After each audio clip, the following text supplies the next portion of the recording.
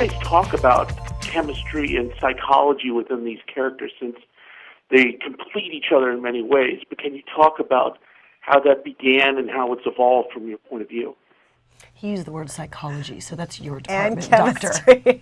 That's all science. I'm more the tough crime stuff. Well, you know, if you look back, I mean, and I really believe this, it all comes down to just casting the right way from the very beginning.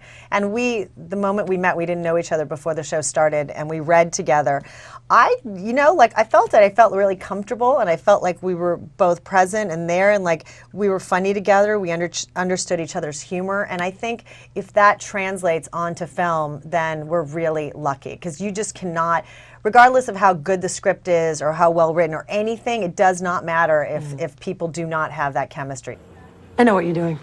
I don't know what you're talking about. Misery loves company.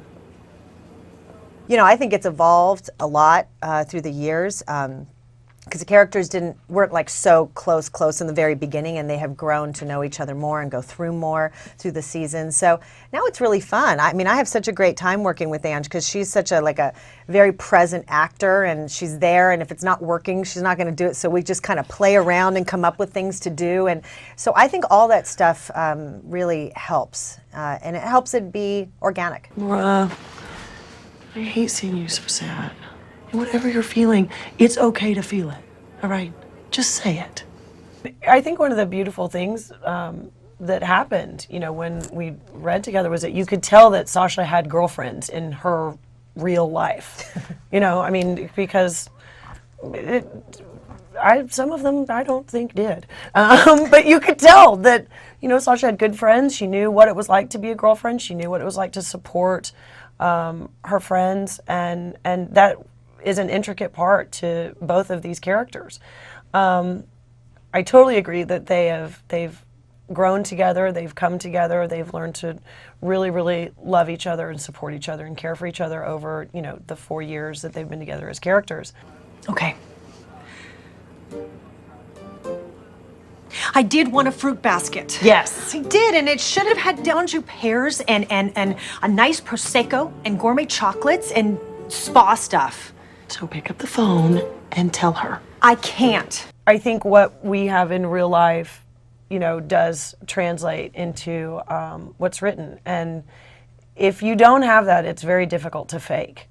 It can be done, but it's incredibly difficult. And, you know, I think the relationship that Sasha and I have off camera is wonderful, and it in itself has grown as well over the 4 years. So, you know, and it helps that I find her to be one of the funniest people on the planet. So truly, the fact you can laugh at work and then you can roll. To be able to laugh. The other day, we were shooting something, and I started the scene with my back to her, and she had to, you know, enter the scene and go, Maura, I really need to know I need to have that evidence on the thing. But we were laughing about something silly, and she was goofing off and like dancing. I mean, she dances, she like gets loud, she does her thing, and all of a sudden she turned into it and went, Maura, I need to know what that is. The minute they yelled action, and I just started laughing because it was so like, she could just turn into it, and it was hysterical. I mean, and to have that off camera, I think really helps things always, because you're hilarious. Okay, look, it is okay for you to want a relationship with your mom.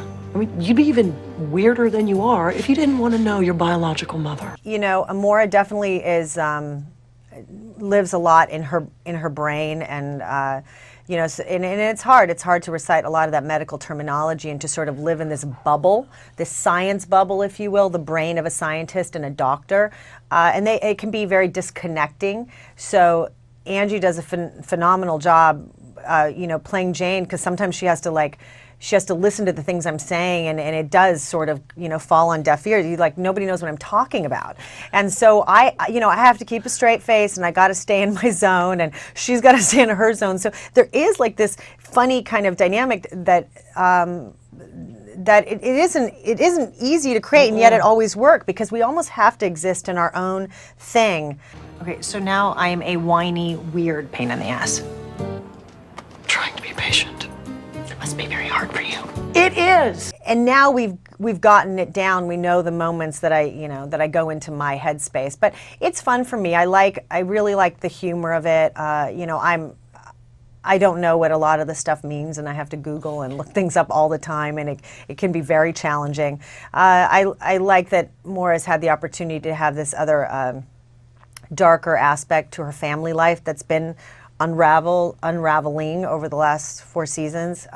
It gives us all the opportunity to play something different and not the sort of, make a joke and, whatever, that same note. So, or just be like the talking heads over the body. That's always exciting. Yeah. So it's fun. I mean, I feel like there's been a lot of colors that we both get to play, which is unusual. Normally, on a crime drama, you kind of like do the same thing. We don't have that problem.